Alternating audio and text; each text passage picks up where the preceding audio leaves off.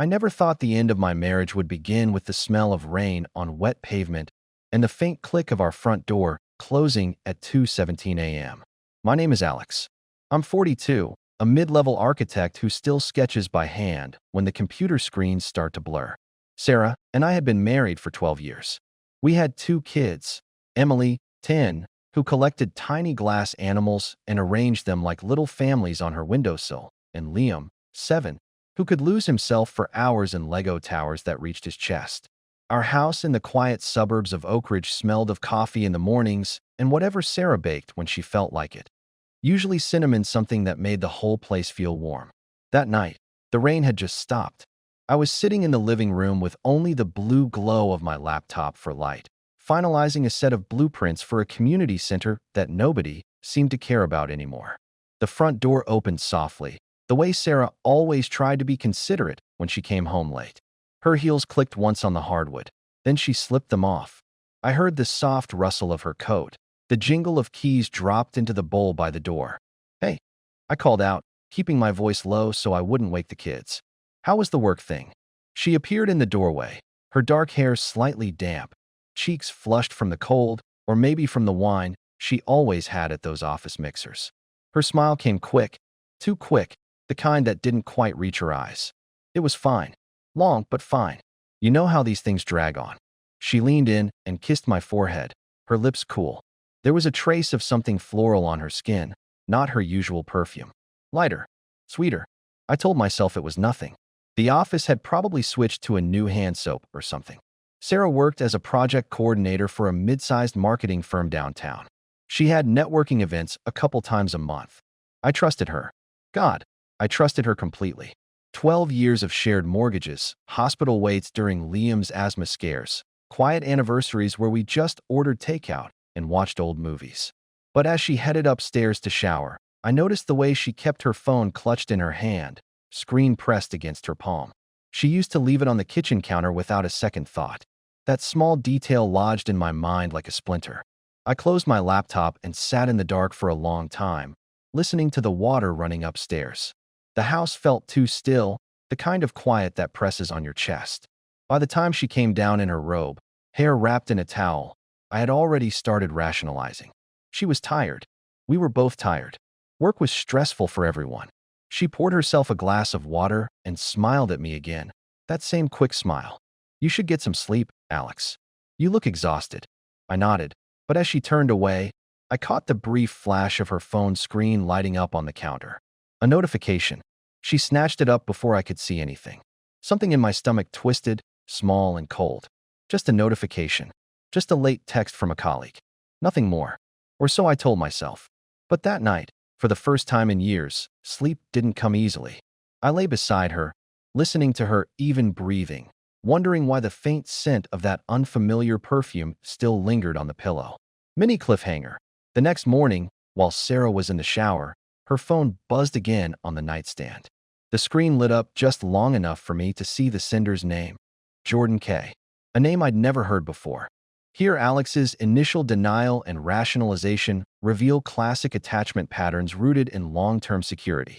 After 12 years of marriage, the brain often defaults to preserving the familiar narrative of a stable partnership, minimizing small discrepancies like a new scent or secretive phone behavior as insignificant anomalies rather than threats. Sarah's quick smile and hurried explanations suggest possible internal conflict, perhaps guilt masked by practiced normalcy, or the thrill of secrecy creating emotional distance even in familiar gestures.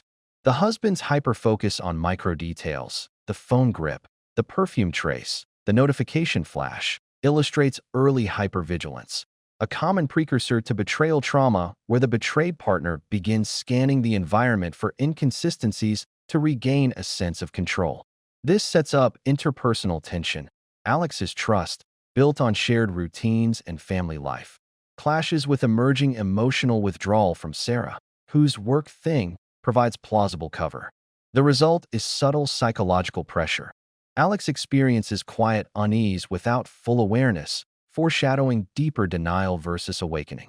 These small actions create a chain where one overlooked cue plants seed of doubt, showing how betrayal often begins not with grand lies, but with the erosion of everyday transparency. The weeks that followed felt deceptively normal, the kind of routine that can blind you to cracks forming underneath. Mornings were the same. I made coffee while Sarah packed lunches. Emily chattered about her upcoming school play, arranging her glass animals on the kitchen table like tiny actors rehearsing. Liam built a spaceship out of cereal boxes, demanding tape and markers. Sarah would laugh at his enthusiasm, ruffling his hair, but I started noticing how her laughs came a beat too late sometimes, or how her eyes drifted toward her phone even while she was helping him.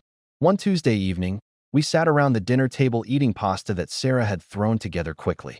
The light from the pendant lamp cast warm circles on the wooden surface, highlighting the faint steam rising from the bowls. The kids argued playfully about who got the last garlic bread. Sarah reached for her wine glass, her fingers tapping lightly against the stem, a nervous habit I'd seen before during tough work deadlines. "How was that networking event last week?" I asked casually, twirling pasta on my fork. The rain pattered softly against the windows again, a steady background rhythm. She shrugged, eyes on her plate. "Oh, same old crowd. Boring presentations, too much small talk." Her voice was light, but she didn't meet my gaze for more than a second. "Actually, I might have another one this Friday. Jordan from the creative team invited a few of us to this informal thing at a lounge downtown. Team building, I guess." Jordan, the name from the notification. My fork paused mid-twist. "Jordan? New guy." "She's been there a few months," Sarah said quickly. Too quickly. Really sharp with social media campaigns. "You'd like her, actually. Dry sense of humor." "Her." The pronoun landed with relief I didn't want to admit. I nodded, forcing a smile. "Sounds good. Need me to watch the kids?" She reached over and squeezed my hand, her palm warm, but her grip brief. "That would be great. Thanks, hon." Later that night, after the kids were in bed, I sat in my home office reviewing blueprints under the soft glow of my desk lamp. The room smelled of pencil shavings and the faint leather from my old chair. Sarah came in to say goodnight, her hair loose around her shoulders. She kissed me lightly, but when she pulled back, there was a flicker in her expression, something guarded, like she was holding back words. I told myself it was work stress. The firm had been pushing for bigger accounts. Sarah had been promoted 6 months ago, which meant more evenings out, more pressure. Our intimacy had cooled a bit, not dramatically, but enough that I noticed. Touches felt perfunctory sometimes, conversations shorter. I chalked it up to the grind of parenting and careers. But then there were the small things accumulating. One afternoon, I came home early from a site visit. The house was quiet except for the hum of the refrigerator. Sarah's car was in the driveway, but she wasn't in the kitchen or living room. I found her upstairs in our bedroom, standing by the window, phone in hand. She startled when I entered, slipping the phone into her pocket with a quick motion.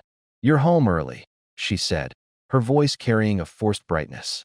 The afternoon light slanted through the blinds, striping her face in gold and shadow. Her cheeks had that same flushed look from the night of the work thing. "Traffic was light," I replied, setting my bag down. The air felt thicker somehow, carrying the faint trace of that floral scent again. "Everything okay?" "Of course." She smiled, but her fingers twisted the hem of her sweater, a micro-movement I recognized from when she was anxious about presenting to clients. "Just catching up on emails." I nodded, but as I changed out of my work clothes, I saw her glance at her phone again, the screen lighting her face briefly. She deleted something with a swift thumb swipe. That evening, while we watched a family movie with the kids, some animated thing with talking animals, Sarah's leg bounced restlessly under the blanket. Emily leaned against her, but Sarah's arm around our daughter seemed automatic rather than affectionate.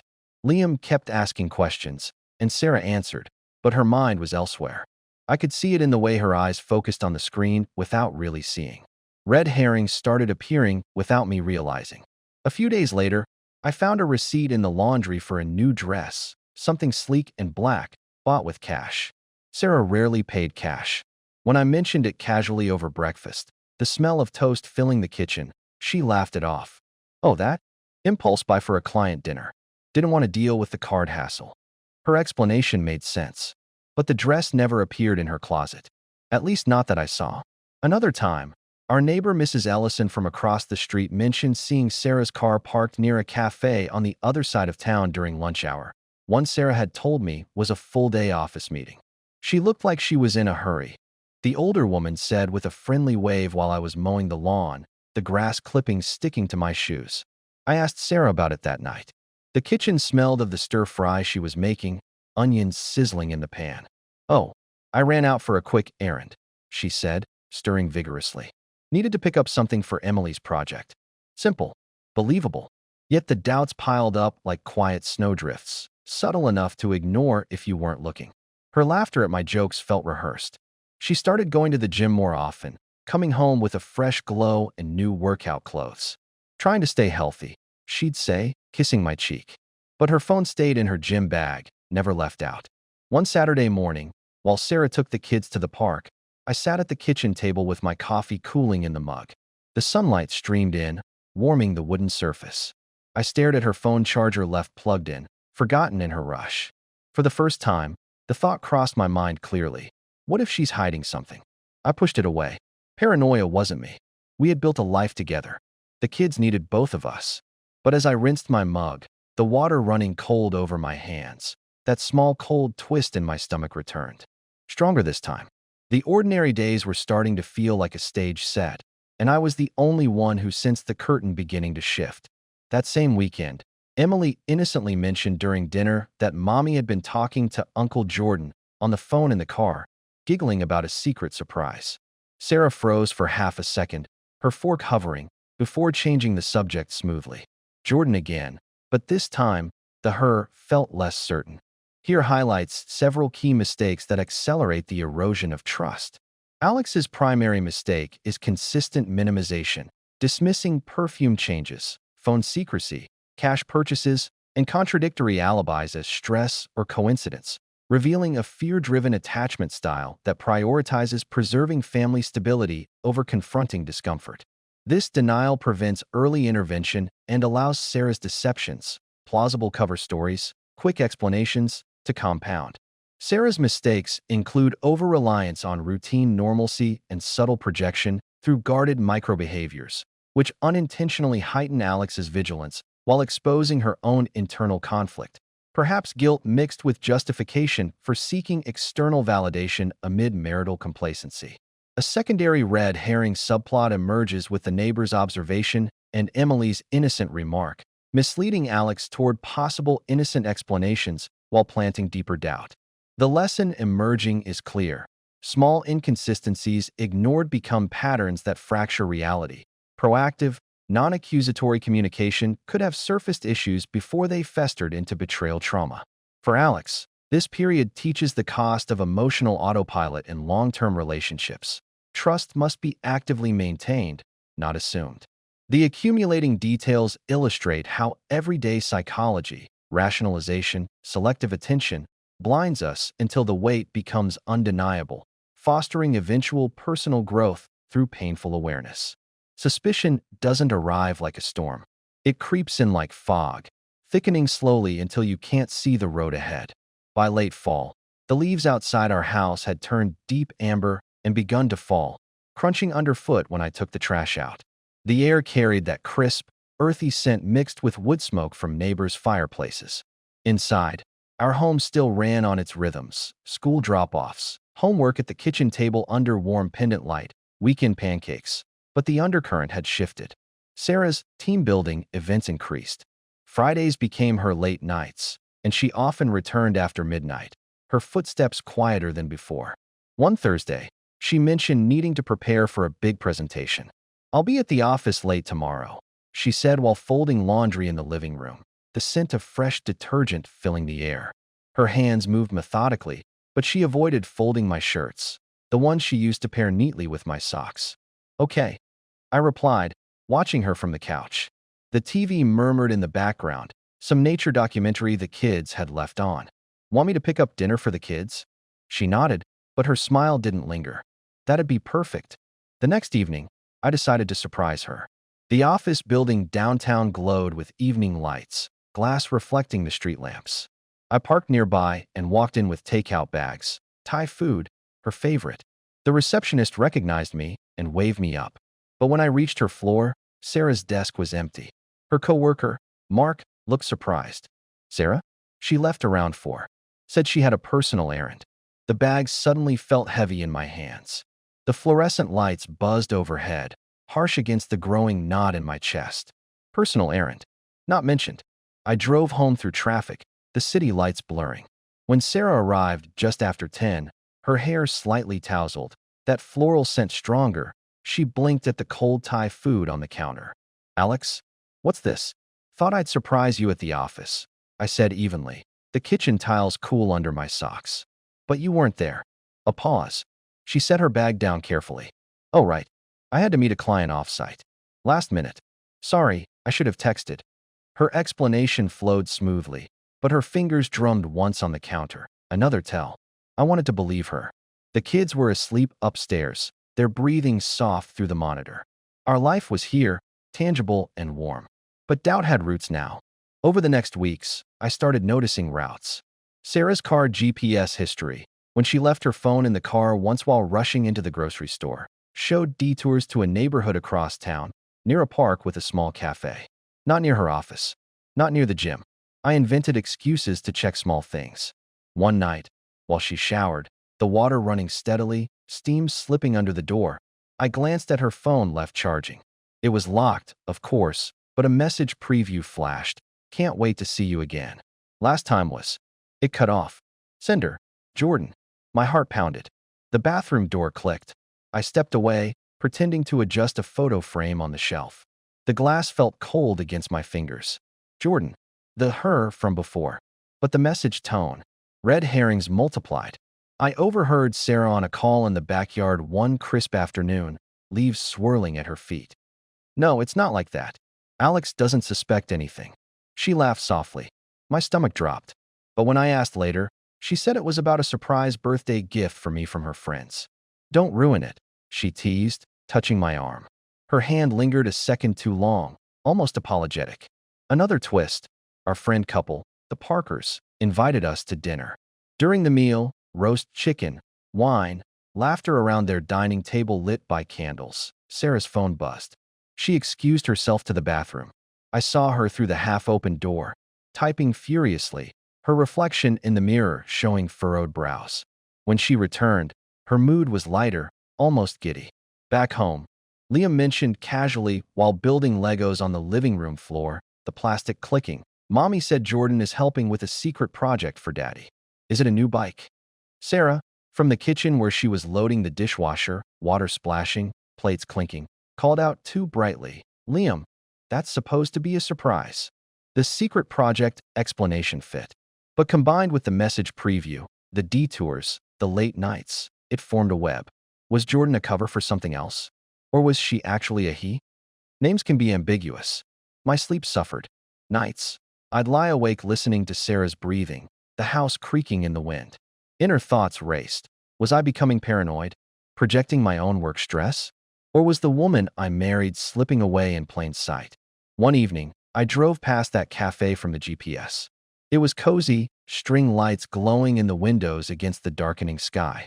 Through the glass, I thought I saw a figure resembling Sarah sitting with someone, a tall silhouette, laughing.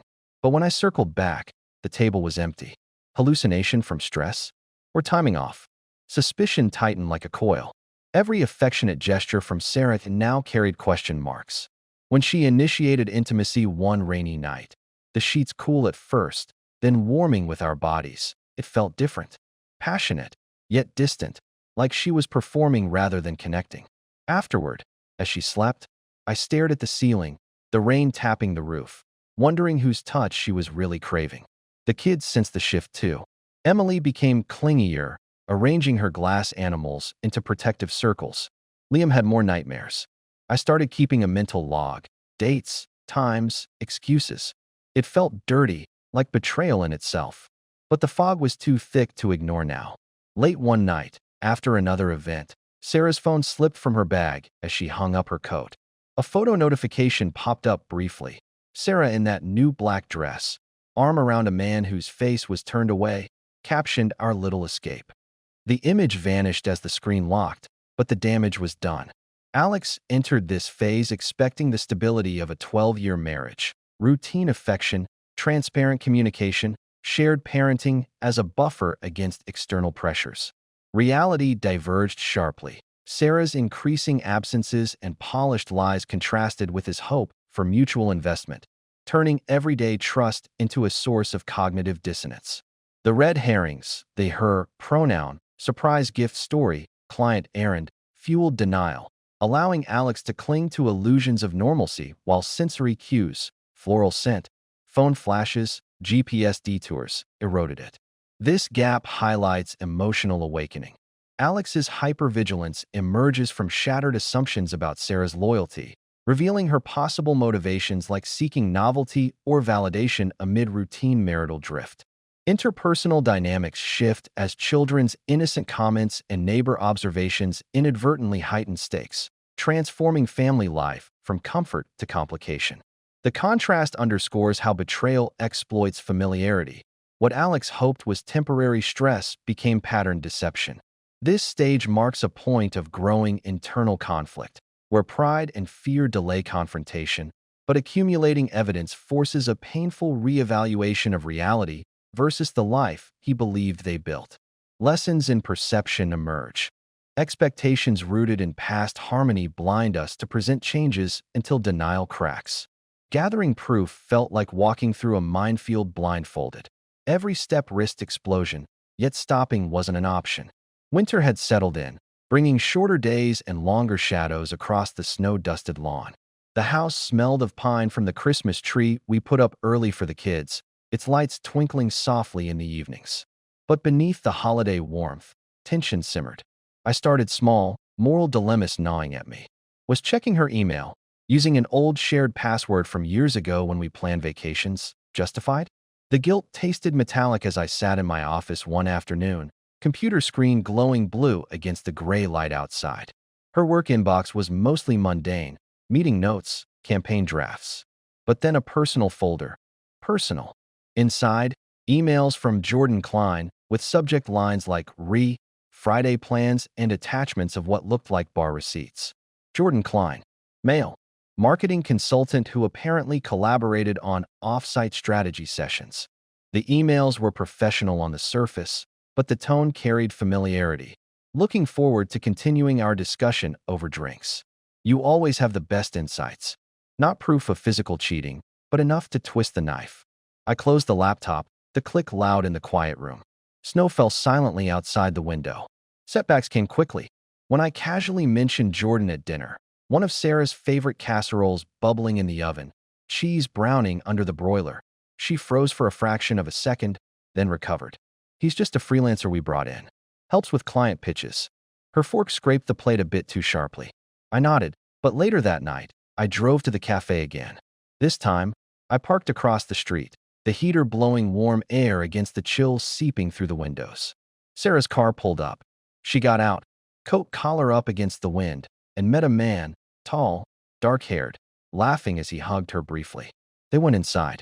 Through the window, I watched them talk animatedly over coffee, his hand gesturing close to hers on the table. No kiss, no overt touch, but the ease between them spoke volumes. Was this emotional? Professional with benefits? A full affair? The uncertainty clawed at me. Back home, I confronted nothing. Instead, I installed a discreet tracking app on her phone during a moment she left it charging while helping Liam with homework, the boy's laughter mixing with the scratch of crayons. Guilt burned, but so did the need to know. The app revealed more detours, a motel on the edge of town twice. Not overnight, but long enough for lunch meetings. Another red herring appeared when I followed once, only to see her meet a woman there. Jordan's assistant? Or another layer? Subplots converged. My sister, visiting for the holidays, pulled me aside in the kitchen while Sarah was out shopping. The smell of gingerbread cookies baking filled the air. Alex, Sarah seems distracted lately. Everything okay between you two? Her eyes searched mine, concerned. I brushed it off, but her words lingered. Did she know something? Meanwhile, financial secrecy emerged as a secondary twist. Bank statements showed cash withdrawals, small at first, then larger, matching the motel visits and cafe dates. Not enough to bankrupt us, but unexplained. When I asked Sarah about a missing $300, she claimed it was for Emily's dance class fees. But the class was free through school. Chain reactions built. One lie exposed another. Sarah's gym, nights now aligned with times the tracking showed her near the motel. Her new interest in lingerie, bought online, packages arriving discreetly, contrasted with our cool bedroom life. Moral dilemmas intensified. I considered hiring a PI but balked at the invasion, the cost, the finality. Instead, I gathered screenshots, timelines, photos from afar. Each piece felt like another brick in a wall closing in. One freezing evening, as snow muffled the neighborhood sounds, I sat in the car outside the motel. Sarah's vehicle was there. Through the lit window of a ground floor room, shadows moved, two figures. Laughter carried faintly. My hands gripped the steering wheel, knuckles white, breath fogging the glass. The betrayal wasn't just physical. It was the years of shared life reduced to this secrecy. Yet even here, a twist. When she left, the man walked her to her car, not passionately, but with a friendly pat on the shoulder. Brotherly? Colleague? Or skilled at discretion? The pressure tightened. I barely slept, replaying micro-expressions, Sarah's averted eyes, forced laughs, the way she touched her neck when deflecting questions. The kids noticed. Emily asked why Mommy and Daddy didn't hug as much. Liam drew a picture of our family with a big crack down the middle. Proof accumulated, but so did my own hidden actions. I started journaling my observations late at night, the pen scratching paper under the desk lamp, documenting everything. It felt like building a case against the life I loved. A deeper revelation loomed. Perhaps Sarah wasn't the only one with secrets. My own growing obsession with the investigation mirrored her secrecy, both of us hiding parts of ourselves now. The night before our anniversary, Sarah suggested a special dinner out. As she got ready, humming softly, her phone buzzed with a message from Jordan. Can't make tomorrow. Wife suspicious? The preview hit like ice water. Wife. Jordan was married too. This gathering proof phase marks critical stages in the relationship's collapse. Stage 1. Subtle observation evolves into active investigation, crossing from passive doubt to deliberate action, tracking app, following, after which Alex's self-image as a trusting husband fractures irreparably. Stage 2. Red herrings and partial truths, professional collaboration, assistant meetings, create false hope, but accumulating evidence, motel visits, cash withdrawals, message previews, builds to a point of no return around the cafe and motel observations, where emotional betrayal feels confirmed even without full sexual proof. Sarah's continued lies, enabled by overlapping motives, perhaps thrill, dissatisfaction, or compartmentalization, deepen the interpersonal rift, while secondary conflicts, financial secrecy, sisters' concern, children's behavioral changes, converge to isolate Alex further. The husband's moral dilemmas, guilt over spying versus necessity, reveal internal conflict between love and self-preservation. Reconciliation becomes unrealistic post-motel shadows, as trust erosion reaches betrayal trauma levels, triggering hyperarousal and rumination. This chain reaction illustrates how one concealed motive exposes layers, shifting the marriage from reparable strain to inevitable confrontation. The lesson: hidden actions create points of no return. Transparency early could have altered the trajectory, but accumulated deception fosters irreversible detachment and empowerment through truth-seeking. The confrontation came on a cold January evening, the kind where breath hangs visible in the air and the world feels brittle. Our anniversary dinner was at a quiet Italian place downtown. Dim lighting, candle flames flickering on white tablecloths, the rich aroma of garlic and tomato sauce mingling with red wine. Sarah looked beautiful in a new blouse, her hair swept back. She raised her glass, smiling. To 12 years. And many more.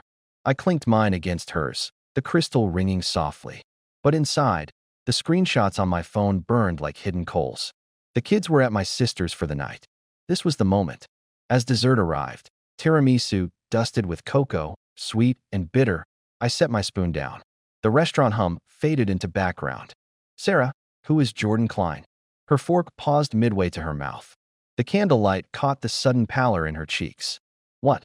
He's the consultant I mentioned. What? I slid my phone across the table, screen showing the message preview. Can't make tomorrow. Wife suspicious? Then the photo of her in the black dress. The cafe footage still from my phone. The motel shadow. Silence stretched. A waiter passed, plates clinking distantly. Sarah's eyes darted from the screen to me, then away. Her hands trembled slightly as she set the fork down. Alex, it's not what it looks like. Then what is it? My voice stayed low, controlled, but my chest felt tight. The air in the restaurant suddenly too warm. Because it looks like months of lies. Late nights that weren't at the office. A man you're meeting in secret. Cash withdrawals. That perfume you never wore before. She leaned back, fingers gripping the edge of the tablecloth. Tears welled, but she blinked them back. Jordan and I, we connected on the campaigns. It started as work. Then it became talking, venting about life.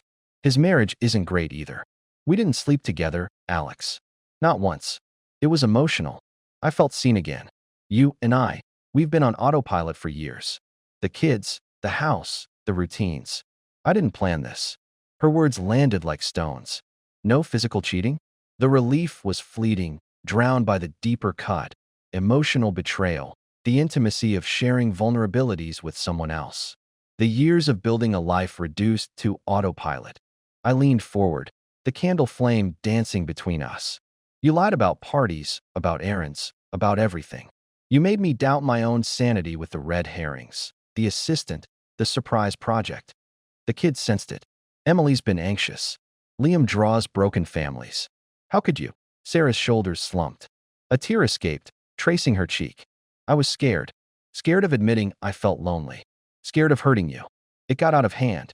Jordan's just a friend now. I ended the deeper talks weeks ago, but the phone evidence showed recent messages. Another lie? Or partial truth? The confrontation spiraled into raw dialogue. Accusations meeting defenses, pauses heavy with unsaid regrets. She admitted the motel was for private conversations away from prying eyes, not physical. Yet the secrecy itself was the wound. I felt rage, grief, and a strange clarity all at once. My hands shook as I paid the bill. Outside, the cold air hit like a slap, snowflakes swirling under streetlights. We drove home in silence, the heater blowing but doing nothing for the chill between us. At home, in the living room with only the Christmas tree lights on, soft multicolored glow on the walls, we talked deeper into the night. Sarah confessed the flirtation had filled a void she hadn't named, feeling more like a mom and coordinator than a woman desired for herself. I admitted my own withdrawal into work, ignoring the slow drift. But trust was shattered. The psychological tension peaked in waves, her guilt mixing with defensiveness, my devastation turning to resolve. I need space, I said finally, voice hoarse. And the truth. All of it. She nodded, wiping her eyes. I'll tell you everything. But Alex, I still love you. This doesn't have to end us. Yet in that moment, staring at the woman I'd built a life with, the cracks felt too wide. The exposure didn't bring catharsis immediately, only a raw, exhausting clarity. As we sat in silence, her phone buzzed one last time on the coffee table. Jordan, we need to talk about what happens next. Sarah reached for it, but I stopped her hand. The deeper layer was about to unravel. The confrontation ties internal emotions directly to external behaviors, driving the climax. Alex's suppressed rage and grief, fueled by accumulated doubt, manifest in calm, evidence-based questioning rather than explosive anger, reflecting pride and a desire for controlled truth-seeking amid betrayal trauma symptoms like hyperarousal. Sarah's fear and guilt translate into initial denial and tears, then partial admissions, showing attachment conflicts, longing for connection without fully severing the marriage. Her actions, secrecy for emotional validation, stem from unvoiced loneliness, while Alex's evidence presentation stems from months of fear turning to empowerment through preparation. Nonverbal reactions, trembling hands, averted eyes, heavy pauses, amplify tension, grounding the scene in realistic psychology. The secondary financial and loyalty twists converge here, complicating perceptions. Emotional affair reframes earlier, innocent meetings, shifting Alex from suspicion to devastated acceptance. This emotional peak illustrates how jealousy and hurt propel confrontation, but also how pride delays full vulnerability. Consequences unfold as immediate relational rupture, with actions like demanding space highlighting coping via boundaries. The scene reveals motivations, Sarah's search for being seen, Alex's for restored reality, while sensory details, candlelight, cold air, mirror inner turmoil. Ultimately, emotions fuel a point of transformation. Devastation plants seeds for growth beyond the marriage. The months after the confrontation unfolded like a slow thaw. Painful, messy, but necessary. We told the kids together in the living room one gray afternoon, the Christmas tree long taken down, leaving the space feeling emptier. Emily cried quietly, clutching her glass animals. Liam asked if it was his fault. Sarah and I assured them it wasn't, but the weight hung heavy. We decided on separation first. Sarah moved into a small apartment nearby, close enough for co-parenting. Divorce papers followed after months of counseling that revealed too many irreparable fractures. The double twist came late. Jordan wasn't just a confidant. Through continued honest talks, Sarah admitted the emotional affair had teetered on physical once, stopped by her guilt. But more importantly, she revealed a hidden motive. She had been protecting her own secret, mild depression she'd hidden for years, fearing it made her weak. The connection with Jordan was partly therapeutic escape, complicated by his own marital issues. This reframed earlier events, not pure betrayal for thrill, but layered human frailty intersecting with our marital drift.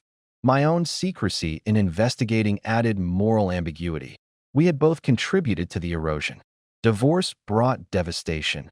Nights of staring at the ceiling in the now quiet house, the smell of coffee alone in the mornings, but also unexpected empowerment. I threw myself into being present for the kids, helping with Emily's play, building endless Legos with Liam. Therapy helped me process the PTSD-like symptoms, flashbacks to messages, anxiety over routines. Friends and family offered support, subplots resolving as my sister admitted she'd suspected but stayed silent to avoid meddling.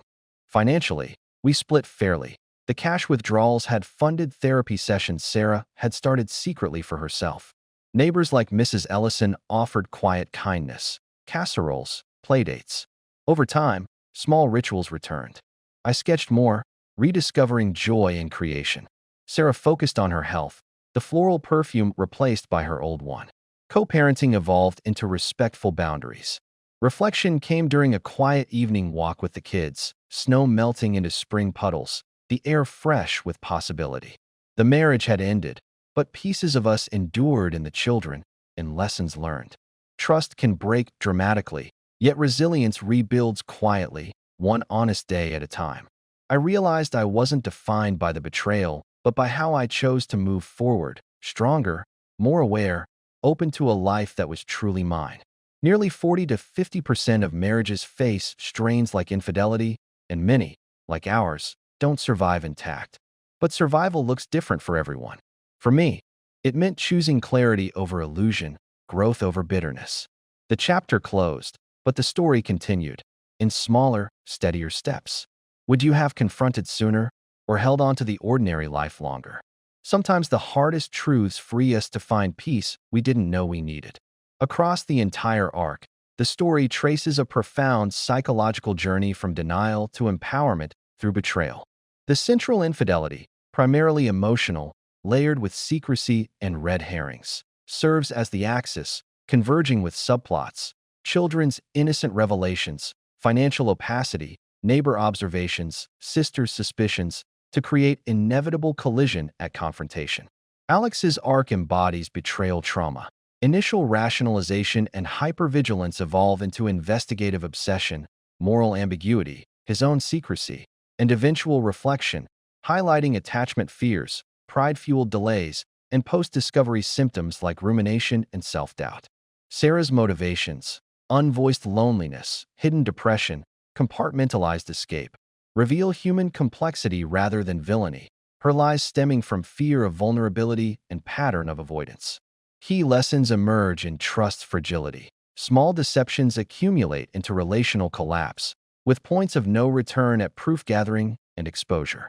Expectations of autopilot stability clashed with reality of emotional drift, teaching that proactive communication prevents hidden motives from festering. Character growth shines in resolution. Alex shifts from devastated observer to empowered co-parent, finding resilience in presence and self-rediscovery. Sarah confronts her patterns toward healthier boundaries. Broader themes underscore human blindness to gradual change, The interplay of emotions, grief, rage, relief, with actions, investigation, confrontation, separation, and recovery's nonlinearity.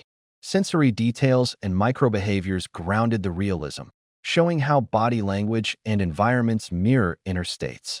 Ultimately, the narrative affirms that while betrayal devastates, it can catalyze authenticity and growth. Forgiveness wasn't full reconciliation here, but emotional closure through acceptance and forward movement. Nearly half of couples facing infidelity navigate similar paths. This story illustrates one resilient outcome: quiet strength rebuilt from shattered trust.